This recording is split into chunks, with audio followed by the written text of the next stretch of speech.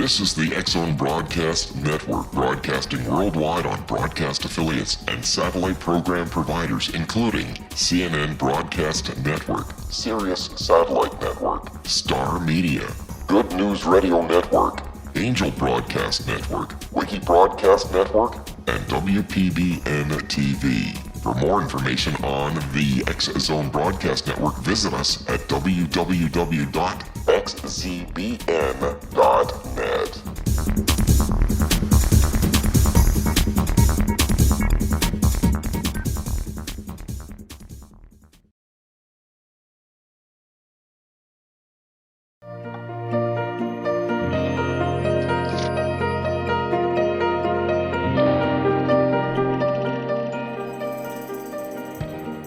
I want to welcome you all back to the Ask Dr. Gibbs show. This is show number 3. Time flies when you're having a good time on X-Zone Radio, xzbn.net. First, let me thank the many people who responded to my first advertisement on Facebook. Many of you indicated that you saw my invitation and were positive. I got the impression that maybe a few of you will even listen in. And a couple of you even asked me some questions about the material today.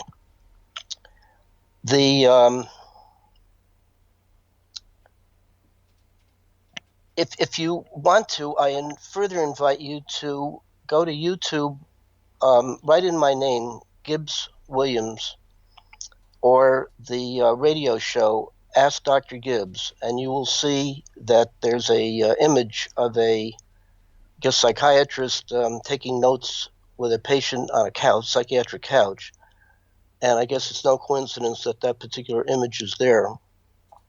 Obviously, it refers to this material, and you will see that there are 2 broadcasts. I invite you each to listen, and you'll get a reasonably good overview of this material. It's also important that you appreciate that I will be talking about material from essentially 5 different areas of interest. One of them obviously has to do with the nature of synchronicities and the best uses to which they can be put. Other areas include the prevention and treatment of heroin addiction. Also, one topic is the effective management of anxiety, stress, depression, and frustration, mainly without the use of any medication. A third area of interest has to do with proposing a revision in the training of policemen and citizens with an aim towards de-escalating potential violence. And a fourth issue, besides synchronicities, is if some of you are thinking about calling a therapist and consulting about the possibility of getting into some kind of psychotherapy, or maybe you're stuck in the psychotherapy you already are in, I know that this interest will stir a number of questions, such as how does a person become a patient? Who should you seek out? It isn't the therapy so much, it's the therapist, and you want to make, of course, the best fit. So how do you know how to do that? How do things change? If they're going to change, how do you know that you're changing, or you're stuck, or how do you get unstuck? And these kinds of issues. So in subsequent shows, I'll be highlighting one or more of these issues. For the moment, though, I want to continue on today with giving more of an overview and my key points as to the nature of synchronicities and the uses to which they can be put. I want to also make it clear that this subject matter, which I've been researching for 50 years, so I must have started when I was 2 months old, is it's really a labor of love. Just when I think I've exhausted all there is to say, or anybody else has to say, some new thing pops up, as it did this morning when I was able to clarify something with respect to spelling out what I think actually occurs with everybody who has synchronicities and is interested in trying to decode the implied message that they contain. I'll go into that somewhat later. I'm just trying to emphasize the fact that this is never boring. One of my core aims for presenting this material at all is to share with you the excitement and interest that I've been able to have for this 50-year period. And if I have it, you can have it. And it certainly makes life much more exciting and interesting and fascinating with these fascinating pieces of content. Jung, as I have stated, and the Jungians have approximately a 95% lock on everything to do with synchronicities, the theories, the application, the literature.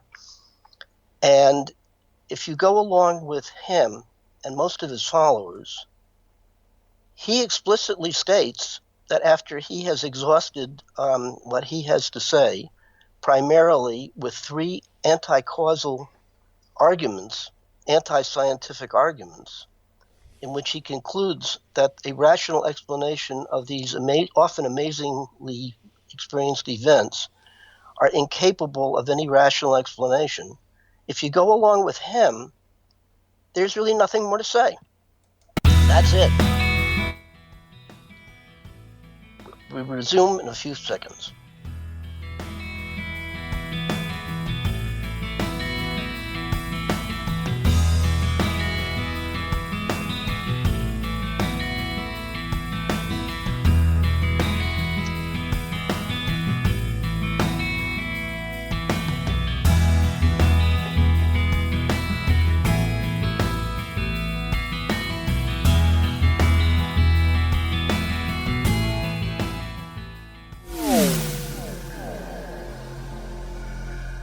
This is Kevin Randall.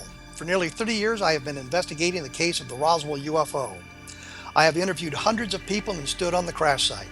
Now in Roswell in the 21st century, I have reviewed dozens of hours of audio and videotaped interviews, examined hundreds of files that relate to the crash, and have returned to Roswell in an attempt to put all that information into the proper perspective.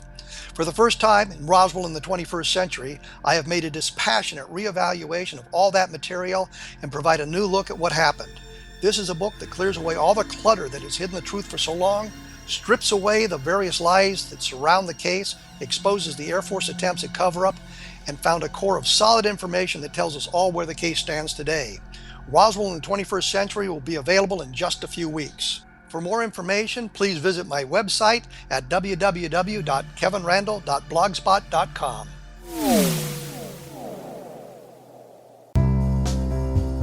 Gibbs A. Williams, Ph.D., is a practicing psychoanalyst, supervisor, researcher, and author in New York City. Much of his life has been dedicated to understanding nature and the uses of meaningful coincidences or synchronicities. His radical and original non-Jungian, non-mystical, non-magical theory of synchronicities illuminates much of the fog surrounding this challenging and perplexing topic. His ideas and manners are fresh, presented in a style that is both entertaining and highly informative. He is also an expert on crisis intervention, specially focused on violence reduction for the police and citizens, mastering anxiety, frustration, and stress without the use of medication, and effectively preventing and treating heroin addiction. Dr. Williams can be contacted at his email address at gwwilliamsny11@aol.com or visit his website at www.drgibbswilliams.com.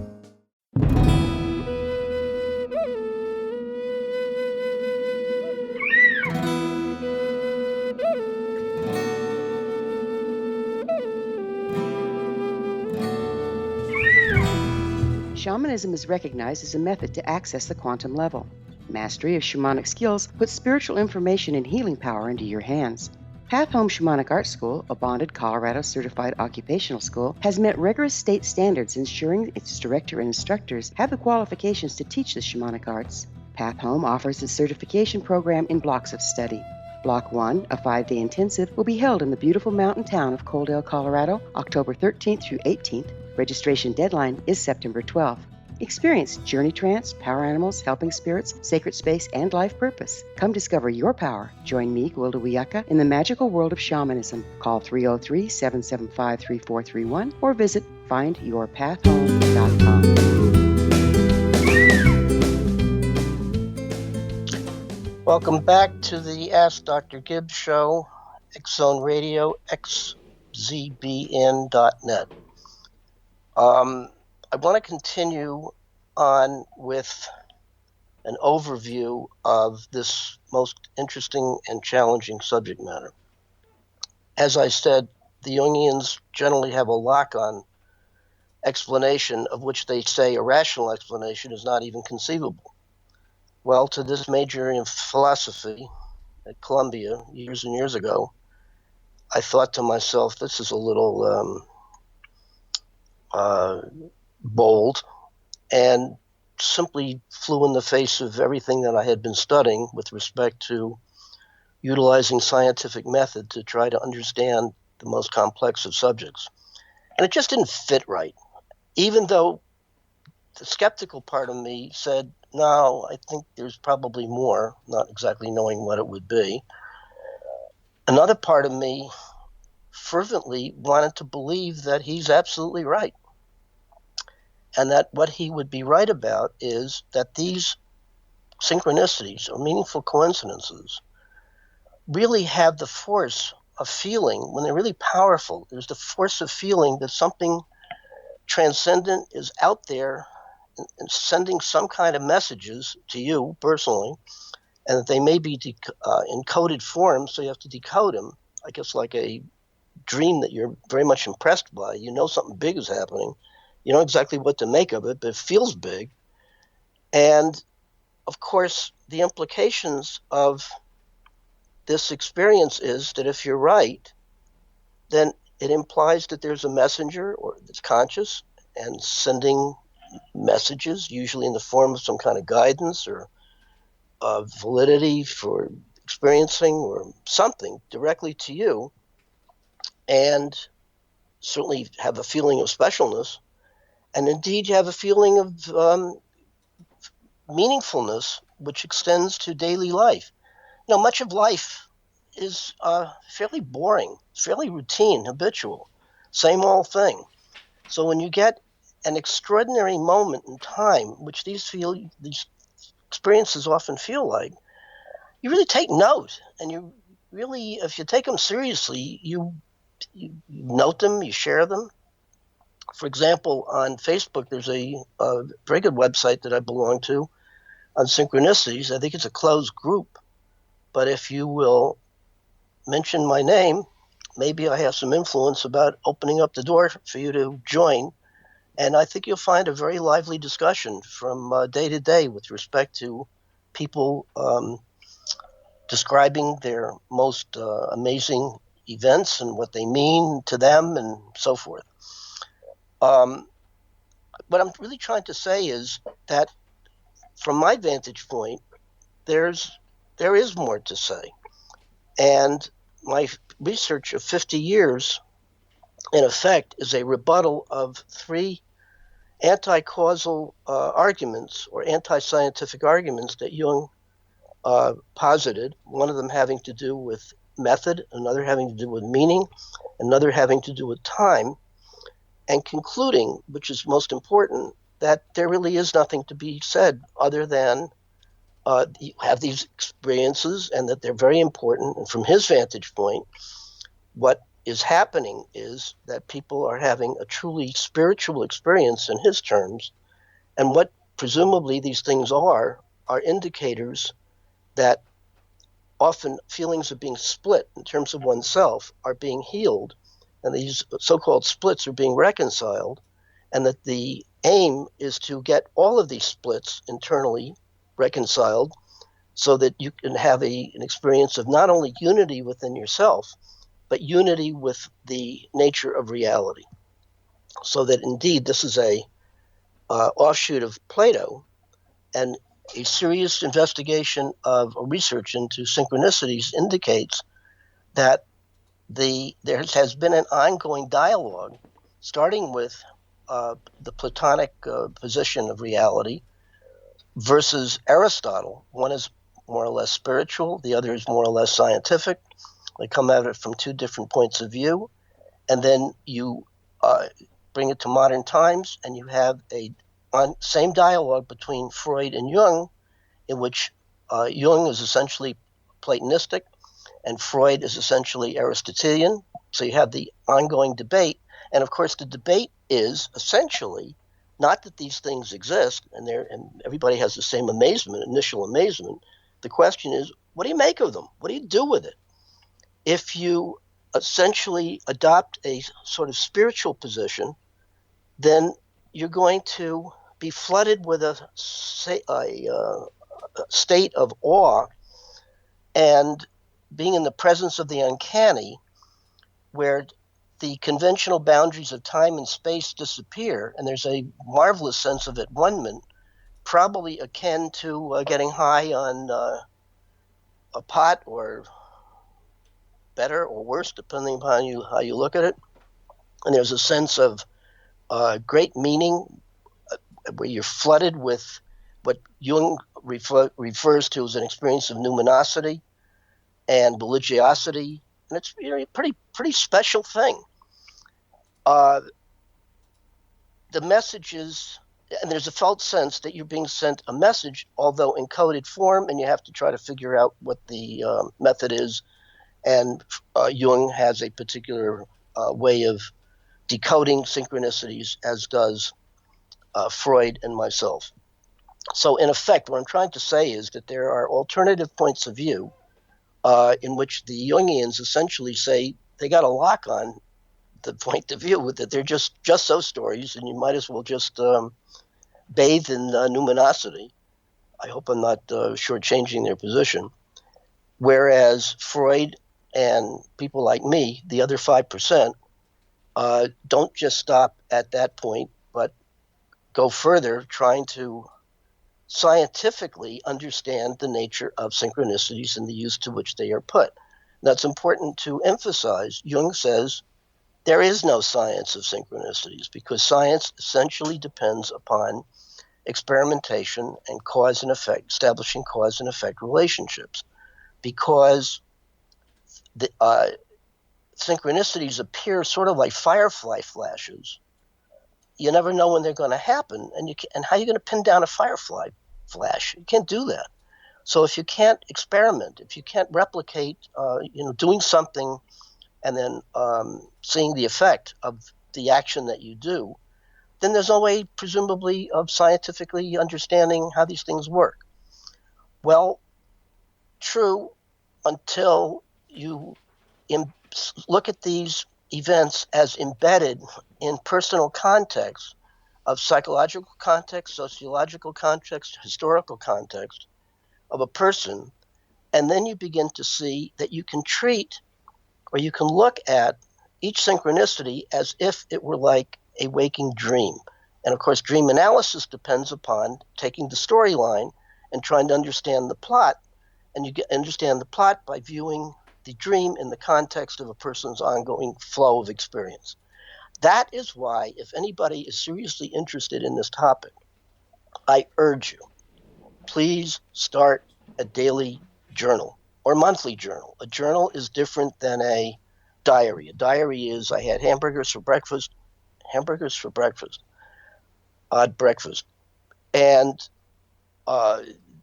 you called this person, and you went to this movie, and you had this feeling, and whatever.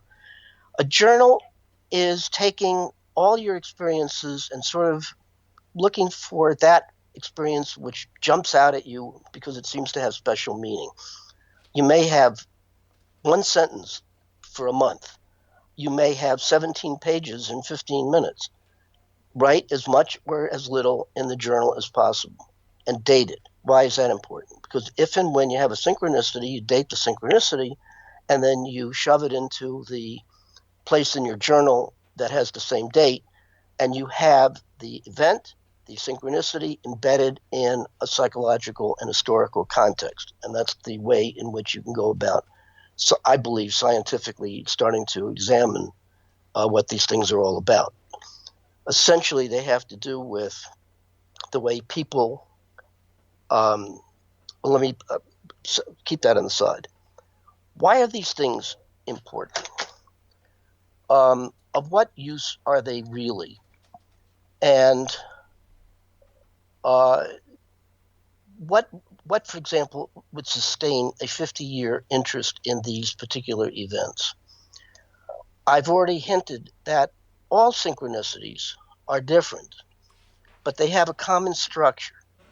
There's a experience you have, a subjective experience of some idea or desire, whatever, in internal reality that somehow connects with some kind of a parallel event in external reality.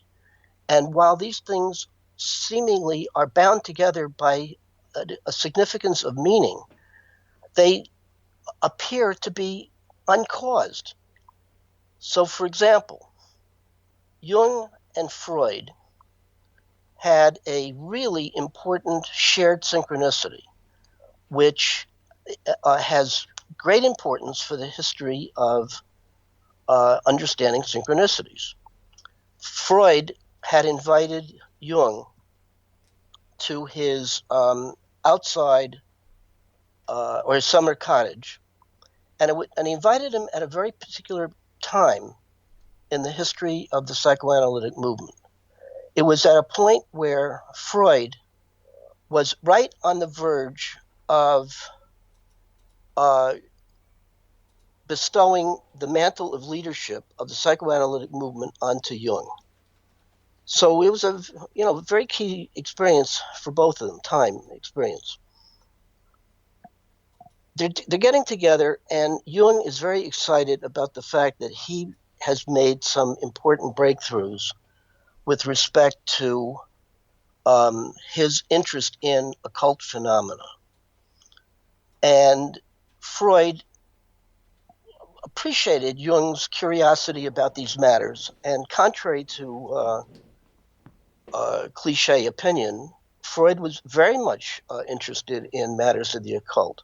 For example, he believed and concluded, which he tried to keep secret because he felt that people would discredit psychoanalysis, he concluded that telepathy is real and has many interesting papers on the subject. He was also interested in synchronicities and has a number of papers which I think anybody interested would be fascinated by.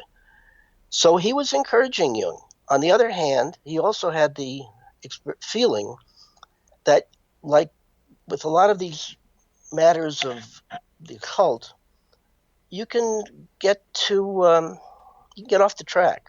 You can get seduced by this stuff.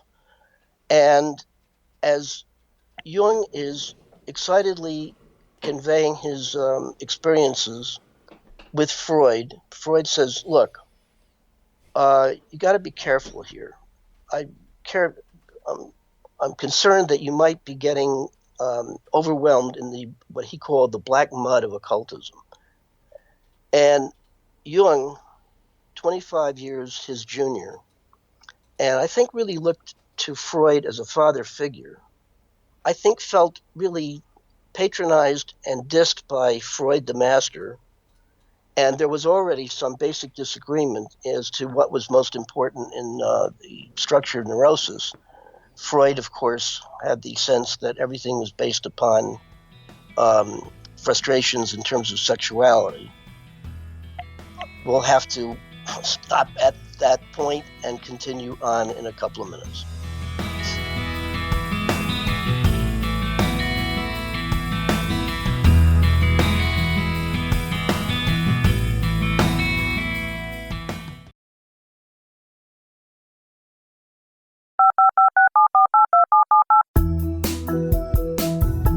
Did you know that when you're on the road with limited data or Wi-Fi, you can still listen to the X-Zone radio show with Rob McConnell, The Science of Magic with Gwilda Wiyaka, High Tech with Corey Kay, and every minute of the 24/7, 365 programming of the X-Zone Broadcast Network by calling 712-432-9459, courtesy of TalkStream Live. No smartphone, app, or internet needed. It saves your data plan, and it's free if you have unlimited minutes. call 712-432-9459 to listen on any phone, anytime, anywhere. Remember, 712-432-9459 for the best of paranormal, new age, thought-provoking, sci-fi radio programming 24/7, 365.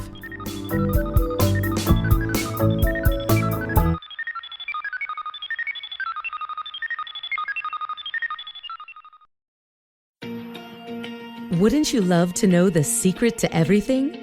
Well then, meet Dr. Kimberly McGeorge and her cutting-edge, breakthrough knowledge that combines science with possibility.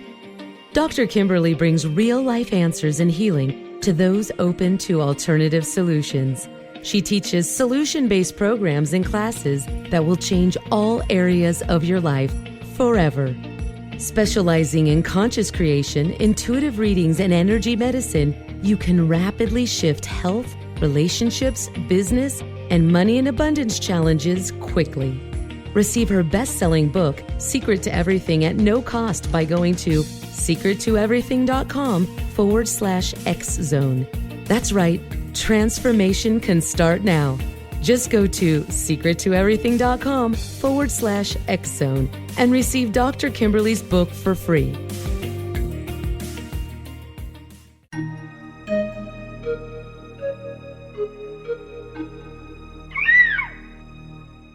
While science pursues fact, magic accesses the quantum level, bridging random facts to form truth. As long as science and magic remain separate and polarized, the truth cannot be known. I'm Gwilda Wiyaka. Join me on the Science of Magic radio program, dedicated to unification and evolution of consciousness. During each episode, I'll be speaking with experienced and respected scientists and mystics. From astrologers to astronomers, from medical doctors to shaman, the scientific method to dowsing and intuition, we'll weave together information from seemingly divergent practices to promote unity and enlightenment. Join me, Gwilda Wiyaka, and the Science of Magic right here on the Mutual Broadcast Network. For more information, visit www.thescienceofmagic.net.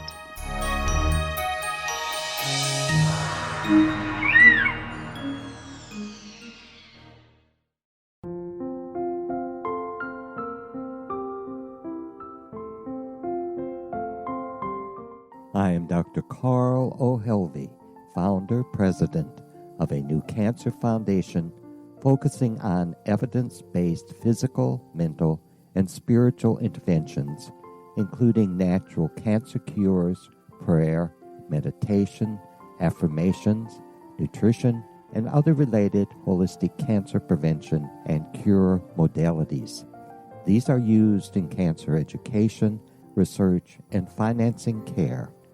I ask for your help to continue this important work by donating at www.holisticcancerfoundation.com.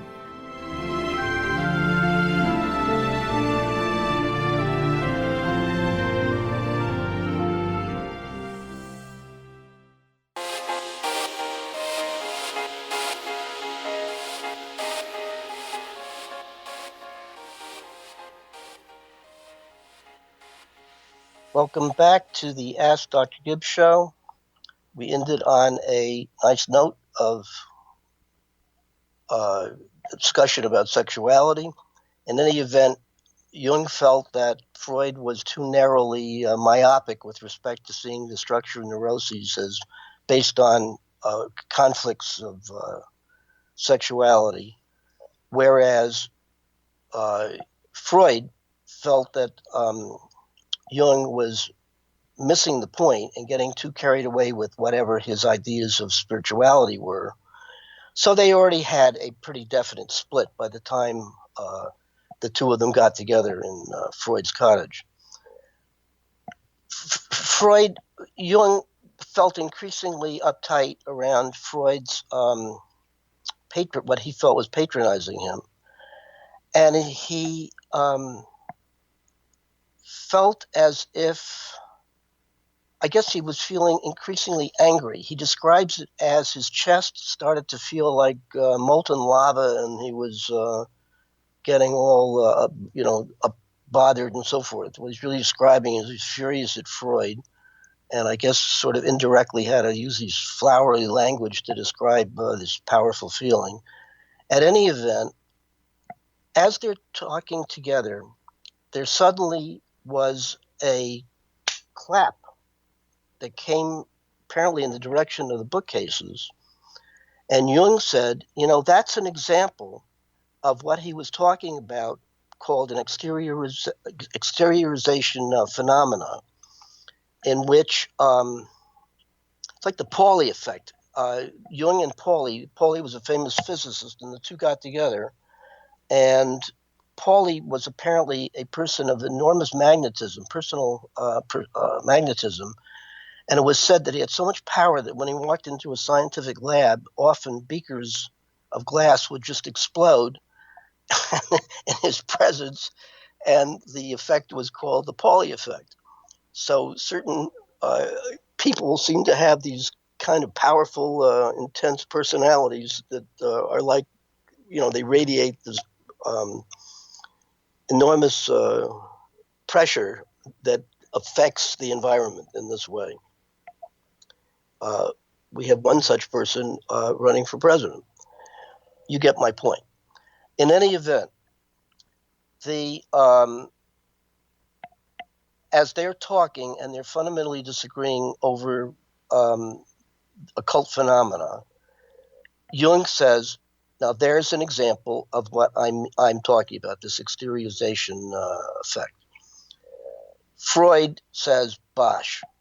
We don't use that word anymore. Freud says bosh, meaning, oh, come on, get with it, get with the program.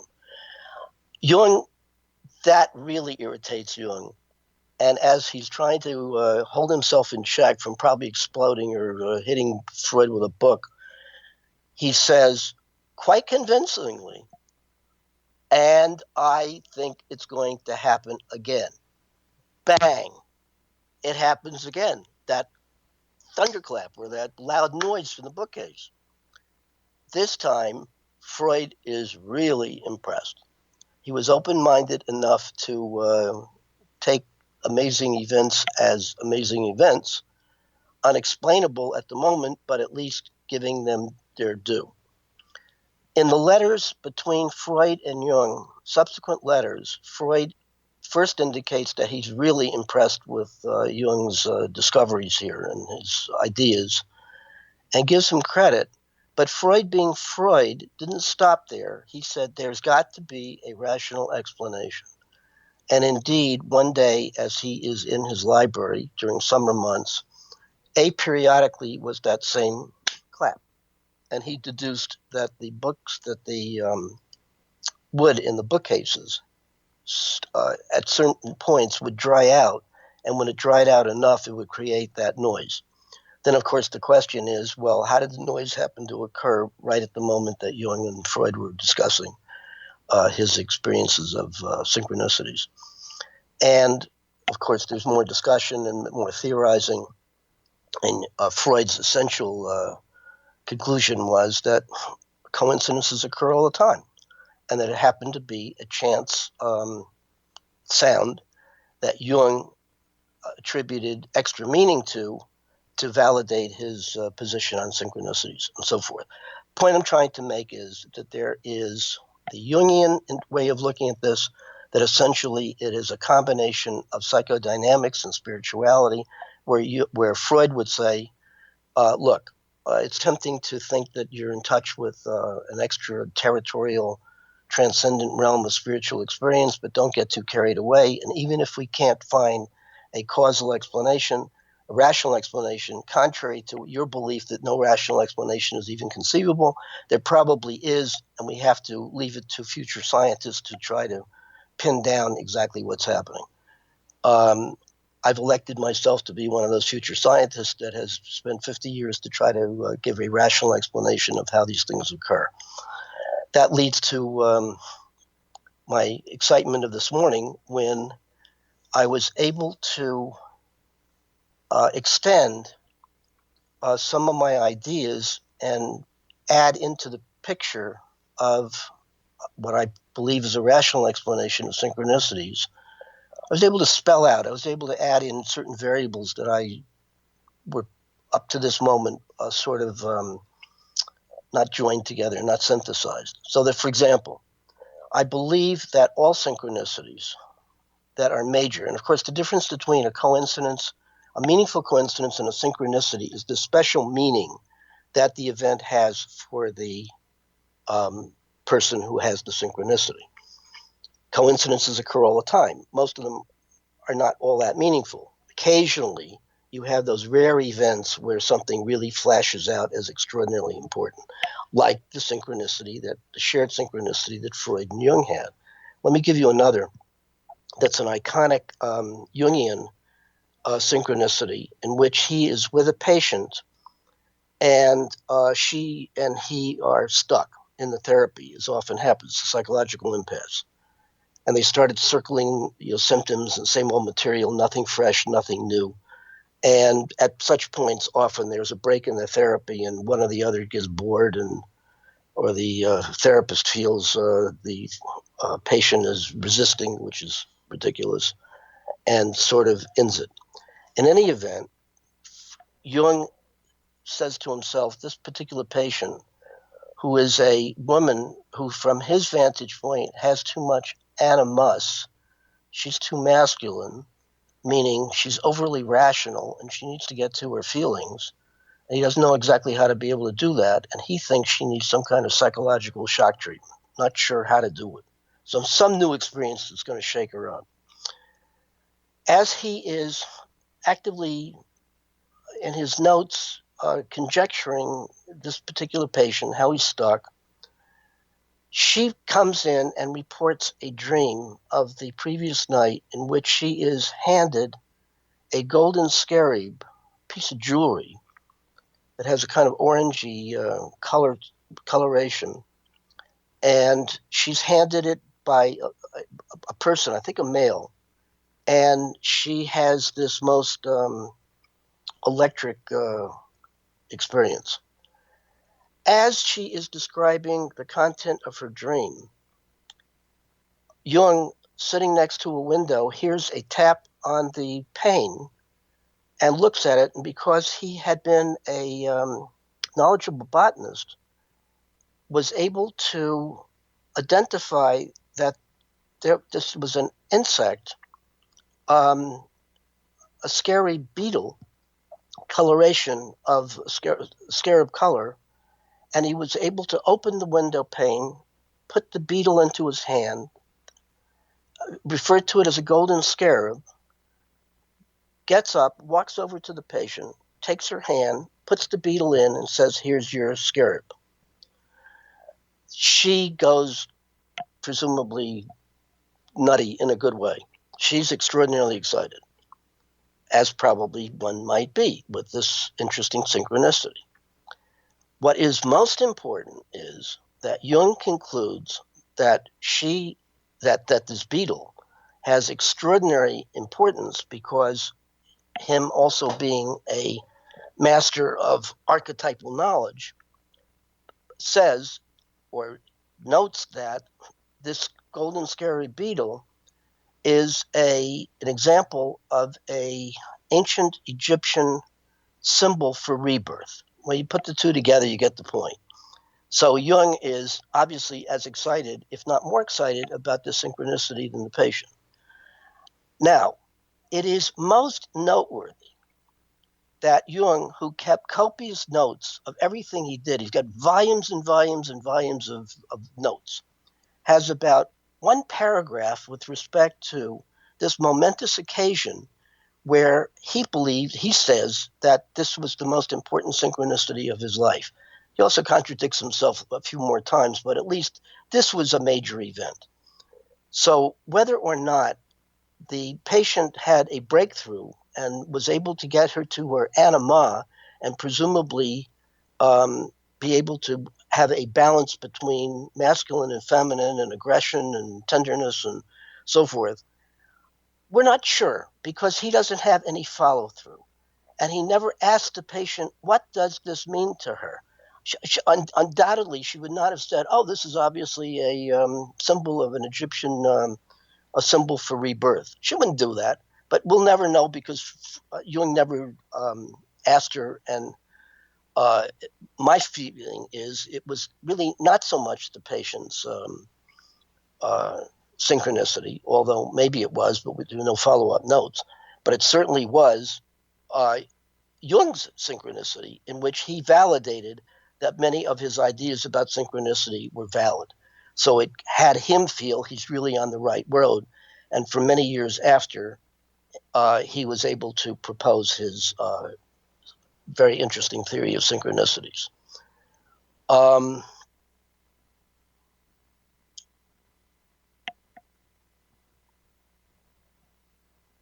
I left off last week where I was giving you all a overview of how I got personally interested in synchronicities, and I mentioned my own iconic synchronicity, which I call Lazarus Rising. So for anybody who's interested, I would please go to the second broadcast and hear how that developed and what I was at that phase of my life, immersed in what I call the lure of the occult, in which I attended the First Spiritualist Church of New York and met with some extremely interesting people, among them a psychiatrist who went into trance and purportedly dictated poetry from Freud and Jung. It's on this level that I met some really fascinating people and had some amazing experiences. Largely as a result of that Lazarus Rising experience, I had the sense that maybe the world really might be spiritualized. And if so, then miracles are possible, and that certain assertions such as getting wisdom from, let's say, master teachers or relatives who had died or guides or whatever might really be possible. And at that time in my life, if nothing else, I was terribly confused and wished that I had a handle on wisdom and good guidance, which I did not have, including 2 failed psychotherapies. We'll have to take a break now and finish up in a few minutes.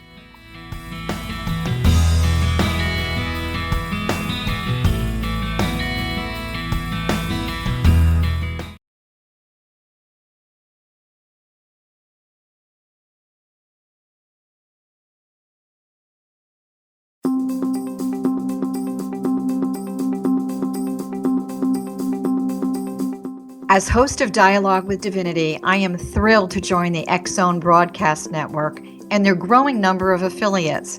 My quest for a connection to the divine ignited my successful career path as an international spiritual counselor for over 40 years, an author of 4 books, and well-known metaphysical educator. My clients call me their spiritual mama. So my job is to offer you a radio show to help you grow spiritually with wisdom and get specific tools from guests who are experts in their field. Tune in to Dialogue with Divinity and be part of the conversation with Spirit. My goal, your happy soul. For more information, please visit my website at johannacarroll.com.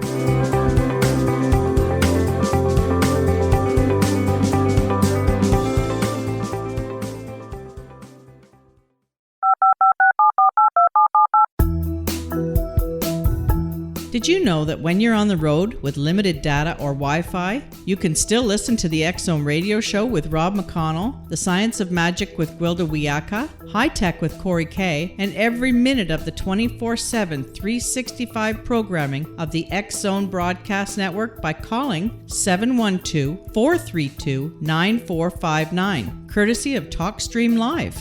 No smartphone, app, or internet needed. It saves your data plan, and it's free if you have unlimited minutes.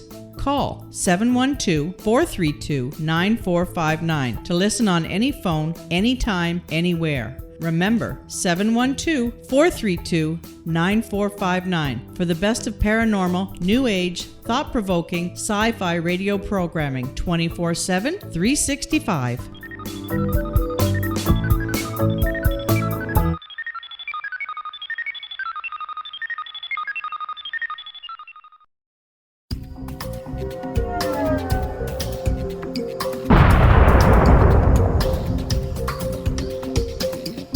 Coming soon to the X-Zone Broadcast Network is A Different Perspective with me, Kevin Randall, as your host. We'll be taking a close look at what is happening in the world of UFOs today with side trips into the paranormal. Guests will range from those who are household names to those who have a different perspective on a variety of topics. No topic will be taboo, but there will be tough questions asked as we all search for the truth about UFOs, the paranormal, and those things that excite us. Sometimes we'll agree with a guest and sometimes we won't, but we'll try to keep the program topical. For those of you who would like to read, be sure to visit www.kevinrandall.blogspot.com and remember to listen to the other fine programs on the X-Zone Broadcast Network at www.xzbn.net.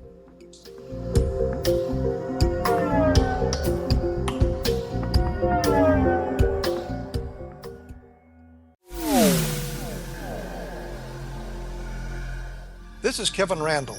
For nearly 30 years, I have been investigating the case of the Roswell UFO.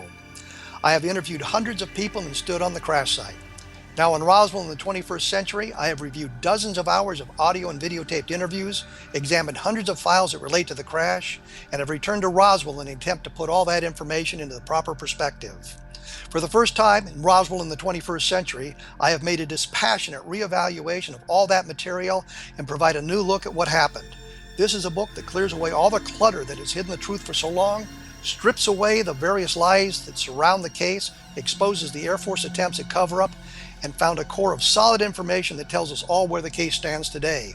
Roswell in the 21st century will be available in just a few weeks. For more information, please visit my website at www.kevinrandall.blogspot.com.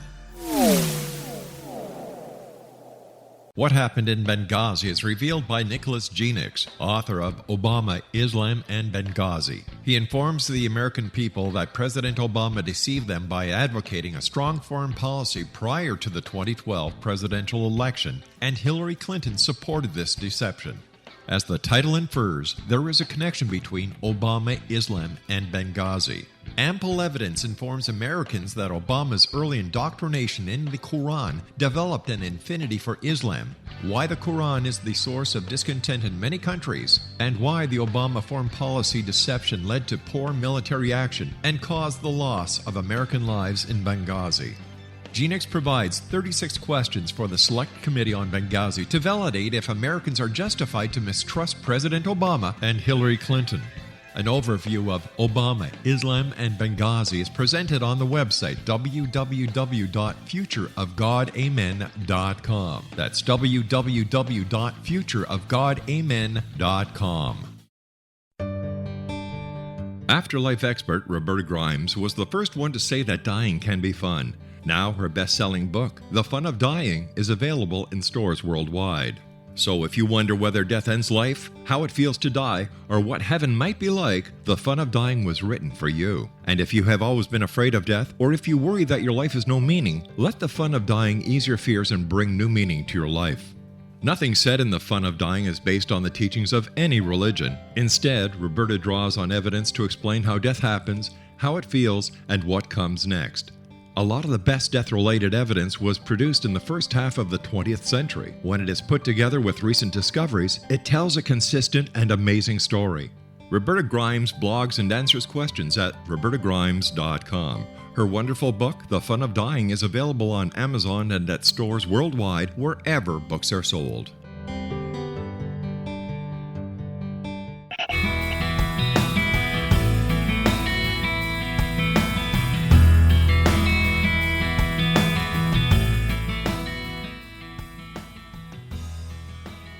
Welcome back to the Ask Dr. Gibbs show.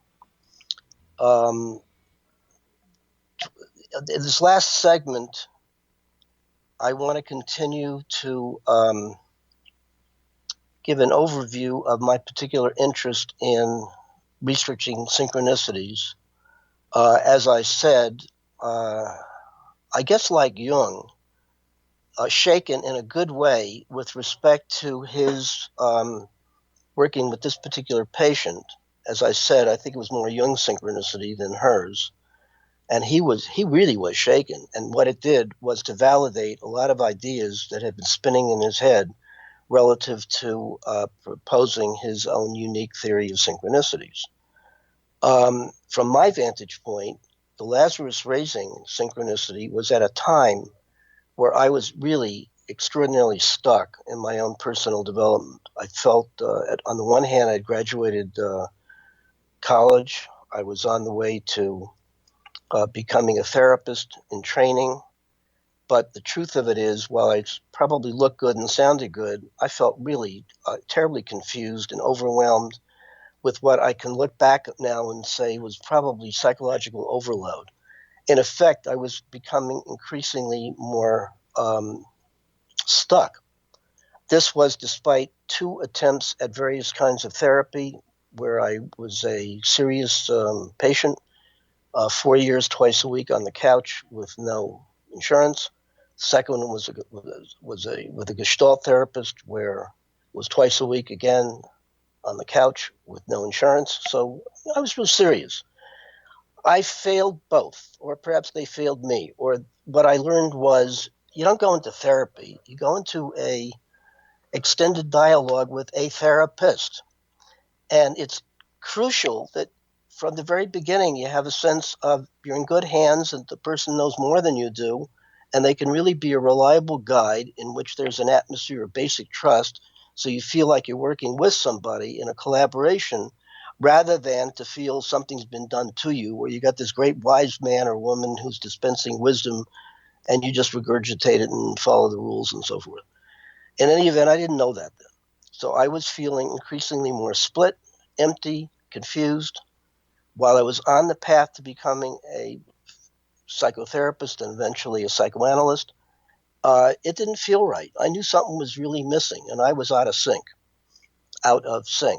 So that when I had this, what felt like a revelation from this Lazarus Rising thing, half of me really was, I was shocked in a good way. I really felt that maybe, just maybe, as I said, reality is spiritualized and that there are master teachers.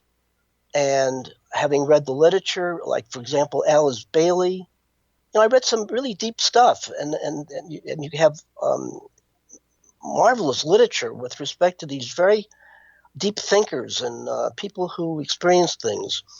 And Ouspensky comes to mind and so forth. And I really took the path of trying to gobble up as much knowledge about esoterica as I possibly could. I started making astrology charts. I took lessons in tarot. I read everything there was to be on mysticism and what I would call high-level spirituality as opposed to what I think is low-level religion. At least it felt that way to me. In any event, while I felt that there was a possibility of being saved and rescued and made whole and a pathway to wholeness, and I think the allure of the occult was that it provided a connection with my core experience, which was myself, rather than a collection of functions like id, ego, superego, is a very good way of conceptualizing psychological structure. Nevertheless, it missed a feeling of me being a whole person so that my whole self could be present, and there was no language for that. So that, take, for example, the astrological wheel. That's a really fascinating thing. So everybody knows what what do they call that thing? The astrological, the circle with the 360 divisions, and you have 12 houses, and each house represents an area of your life of whatever. And it's a good way of describing everybody's life. So that, for example, you have a fixed amount of energy, which you get after you've exhausted all your energy equals gas, and you go to sleep and you recharge the tank and you fill it all up. And then you have 100% of gas or energy or libido that you're going to be distributing next day in one or more areas. And you can shoot it all in 15 minutes in one area, or you can distribute it over, let's say, a balance through various, let's say, 12 areas of your life, like your intellect and your love life and your intellectual life and your work and whatever. You get the point. And it's a really good way of describing what everybody's life really feels like in reality. And this appealed to me, that there was a way of viewing my own separate pieces, my own separate selves, in the context of some promised sense of unity and togetherness, which really appealed to me. That lasted until I was on a bus going to a spiritual camp where they were going to have demonstrations of called trumpets and readings and tarot readings and astrology readings and messages from dead departed and so forth. I was all excited. I'm on this bus trip filled with my interest in the occult, and a little old lady bends down and says in my ear, "You're lucky." I said, "Well, that's nice. What am I lucky about?" And she says, "You're going to be tapped into the Secret Society of St. Germain when you get to Ephrata, Pennsylvania, where this occult demonstration thing was going to be occurring." And I said, "Well, that's nice. What is it?" And she says, "No, you just take my words. You're going to be pleasantly surprised." Well, that felt nice. It's, I don't generally get tapped into societies for St. Germain every day, so that was a rather thrilling event. A few minutes later, another little old lady bends down and says in my ear, "I want to warn you." What to warn me about? She says, "Somebody's probably going to tap you into the Secret Society of St. Germain. Beware, she's a fraud." She's a fraud? Oh, no. Now, I had been aware and terribly disappointed with most of the authority figures I had in my life. And it was primarily due to the fact that I had a very hyper-authoritarian father who I don't think really had the faintest idea of who I really was, and certainly didn't like me being separate and different. And he hated me asking 1,000 questions. And he said, you overthink, you think too much. And be more natural. And you're too stiff and you're too self-conscious. He put me down all the time. So I was all screwed up in that area. What I realized was that you can't seem to escape politics. And there's good politics in which people are cooperative and working together. And there's lousy politics, as exemplified by the last 8 years in our government, and what people are often complaining about for good reason, where there's a sense of adversarialness and so forth. In any event, I felt politically disturbed, both internally and externally. And the crowning blow was when these two different women are telling me that even in religion, even in spirituality, where I thought I finally had a safe harbor and I was on the right path, there's politics. So I became very cynical and felt like, this is not exactly a waste of time, but I got flooded with contradictory feelings, and I'm back to my same stuck point. I mentioned the stuck point because my experience is that synchronicities often do start when a person feels that they have reached a psychological impasse. They really don't know how to proceed on their pathway through life. This is the origin, the groundwork in which synchronicities occur. All right, if what I discovered this morning was that's not going to make New York Times headlines. Who doesn't get stuck? Everybody gets stuck. The issue is, I think, what do you do with the stuckness? What are your attitudes to being stuck?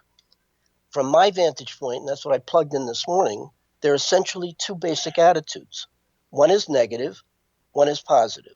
On the negative end, on the extreme negative end, there's a tendency to want to escape the pain that goes along with feeling psychologically stuck. And you're stuck usually in terms of what to do for a living or who you are as a person, identity issues, and then what are you going to do in order to have a meaningful life. So you tend to be stuck in one or both of these areas. The way many people deal with that stuckness is try to avoid the pain by inducing some kind of altered state, such as any of the addictions. Drugs and pot and TV and the tablets and a piece of knowledge or sexuality, it doesn't matter. Get hooked on something which temporarily takes you away from your pain. I guess we'll have to stop here, and I want to pick up and continue on next week. And I thank you all for listening. I hope you will join the website, and you'll write me and you'll ask questions, and we will continue. Thanks for being who you are.